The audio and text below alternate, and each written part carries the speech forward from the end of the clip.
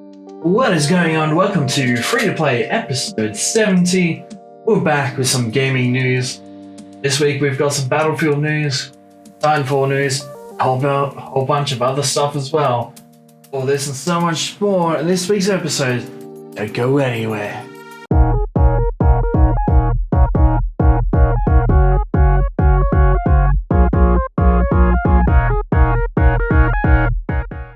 Welcome to Free to Play episode 70. I'm your host Charlie K, and we're here with some gaming news for this week.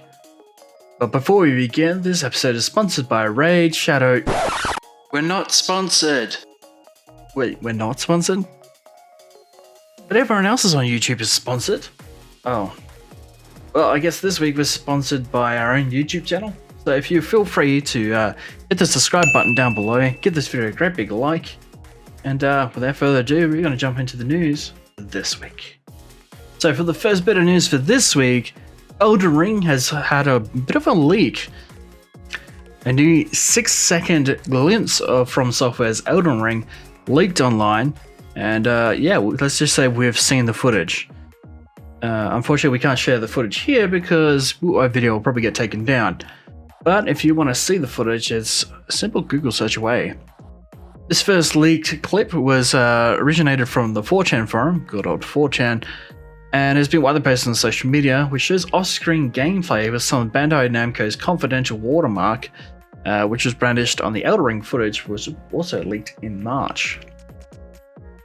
Now it's possible that this clip is also part of the same leak, but it was too hard to tell. Highly anticipated Dark Souls spin-off has been in the works since its announcement back in E3 2019. Now, what makes it really cool is that the Dark Souls creator is working on it with George R.R. Martin. Yes, that George R.R. Martin that worked on Game of Thrones. And Mitch here at NeoPass is pretty keen to play it as well.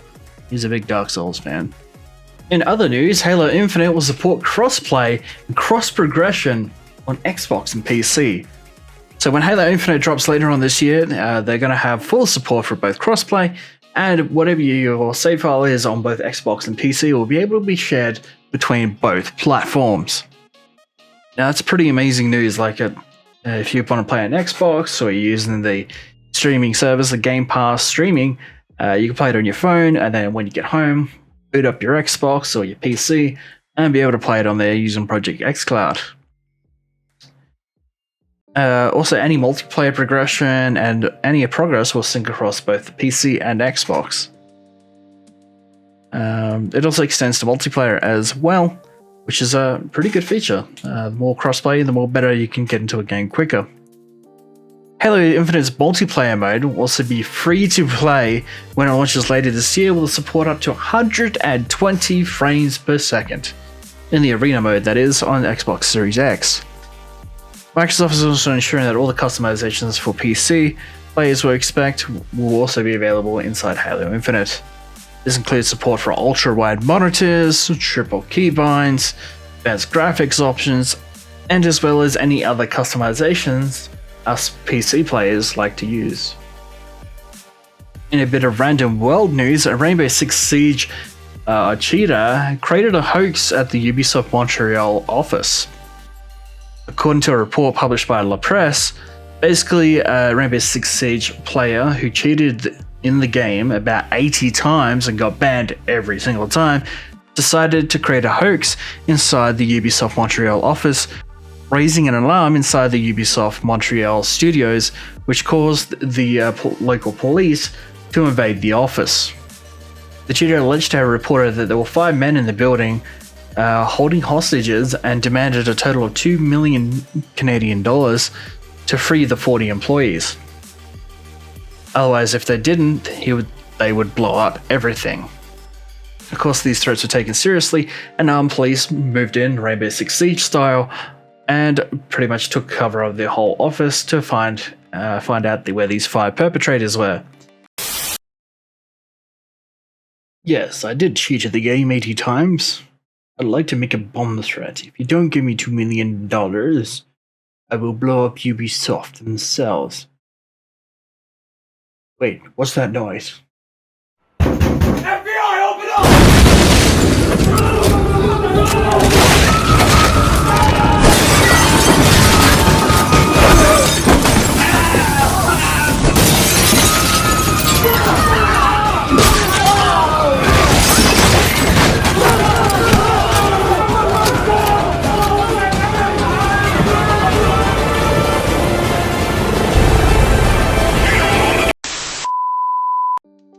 According to court documents, the cheater managed to contact 911 at 1:11 p.m.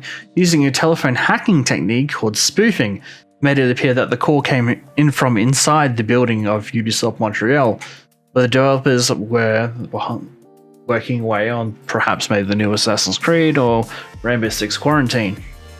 The incident managed to cost Ubisoft $1.7 million in lost productivity, plus $15,000 in Canadian in psychological support services, and $40,000 in material damage. Yeah, let's just say the armed police forces don't mess around. So in other kind of sad news, Konami has decided that they are pulling out of E3 2021. In a statement published on social media, the Japanese publisher said that it is no longer able to present as part of the show due to some timing issues. However, Konami did say that they had some key projects in the works, and more news on that will come soon. Whatever they mean by key projects, I'm not too sure, considering, Metal Gear and a few other titles that Konami works on haven't really been heard of ever since. Originally, they were announced to be at the show along with Nintendo, Xbox, Capcom, Ubisoft, Take-Two Interactive, Warner Bros. Games, and Koch Media.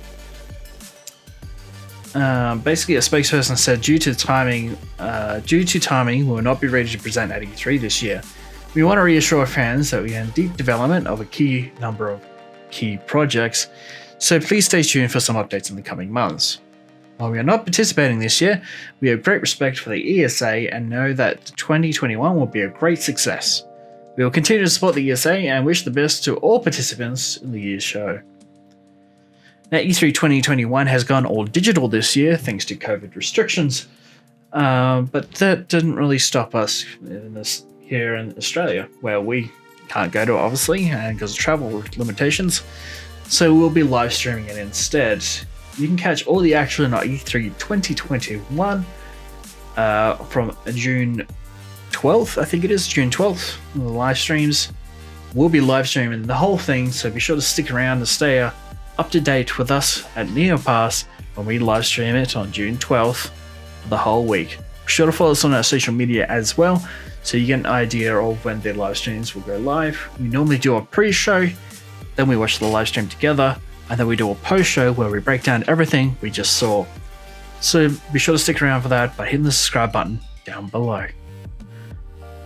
In a bit of sad gaming news, the official PlayStation magazine, or the UK version that is officially closing after 33 years.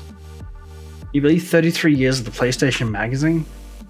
Future Publishing has officially retired its UK official PlayStation magazine, as ending a 33-year of official game productions, or publications, In a note sent to subscribers on Friday, the publication then told subscribers that the official PlayStation magazine will be rebranded and no longer called Official PlayStation Magazine after 33 years. Now, OPM UK used to make all kinds of magazines. That's the Future Publishing branch that they use to make official game mags all the time. The official Nintendo magazine was closed in October 2014, followed by the shuttering of official Xbox magazine that only closed last year in April. Both these magazines were also published by Future Publishing. And then the first official games magazine was Nintendo's in-house Nintendo Power magazine, which operated from July 1988 all the way until December 2012. That's not all for the publication though. Official PlayStation magazine will actually be changed to Play, the new magazine for PlayStation gamers. So it's not all done and well.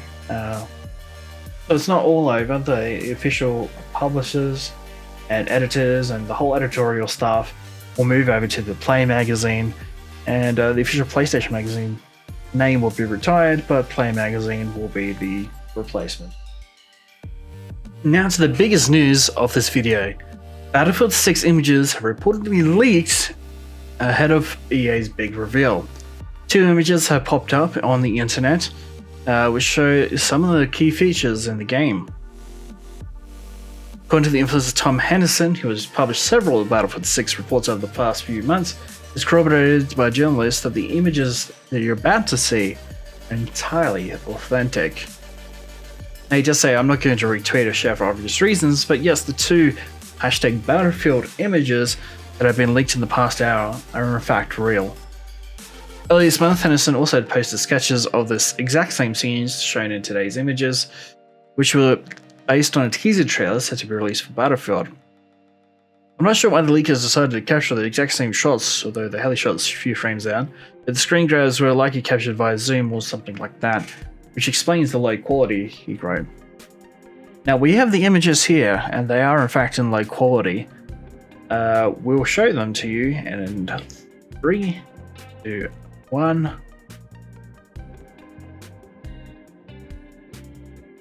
There you go, there's the images of Battlefield 6. It is a bit sketchy, it's a bit blurry, but you can see here that it's the ocean kind of view.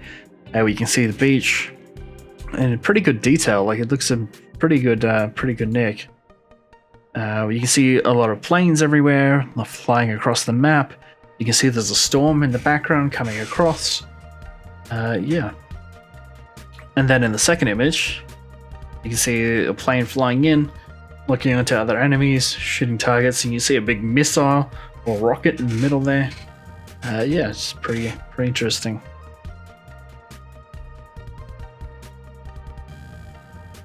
Now, DICE has published an update on its official Battlefield 6 progress on April 22nd, claiming the game is the biggest ever series development team has ever worked on, telling fans to expect a reveal really soon. Further corroborate that, the Battlefield official website has actually changed their banner to just say Battlefield, and a lot of things are missing off their website at the moment. Now, leaker Tom Henderson also mentioned that the trailer could be dropping within the next few days at the time of this recording. Of course, if the trailer does drop, then you've probably seen it and it looks amazing.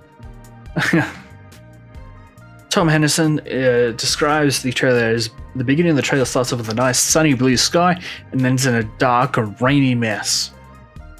He said that the battlefield will be transformed by either a storm or a tornado. Players will probably be able to control Osprey military aircraft in the game, with 7 or 8 of them reportedly on display in the revealed trailer as well. Now, he's also mentioned, Tom Henderson's also mentioned that the game will have day and night cycles.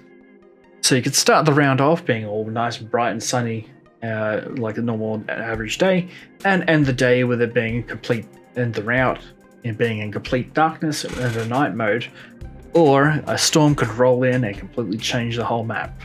The last update we heard in regards to this game was from the development team, the DICE general manager Oscar Gabrielson, who currently said that the game was in playtesting, which entails polishing, making the best Battlefield game we possibly can. I can tell he's a bold step and has everything we love about Battlefield and takes it all to the next level. DICE's statement also confirmed that there is development of a separate mobile Battlefield game, which is actually due for release in 2022. All I can say is I'm super hyped for Battlefield 6. Big Battlefield fan myself, and if you've been watching my streams, you'll probably see that I have a Battlefield 3 wallpaper on my computer. But yeah, I'm a big Battlefield fan, and I cannot wait for this game. And that's all we got time for this week. If you haven't already, give this video a great big thumbs up, and if you haven't already, hit the subscribe button down below. And also drop us a comment. Let us know what you thought of this week's episode. Are you excited for Battlefield 6 like we are? Are you hoping to see some really cool games at E3? Let us know down in the comment section down below. And as always, tune in next week for the next episode, episode 71.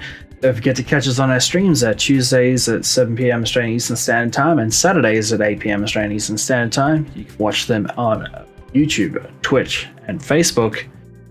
I've been Charlie K. Gamers Unite! We will see you on the next level.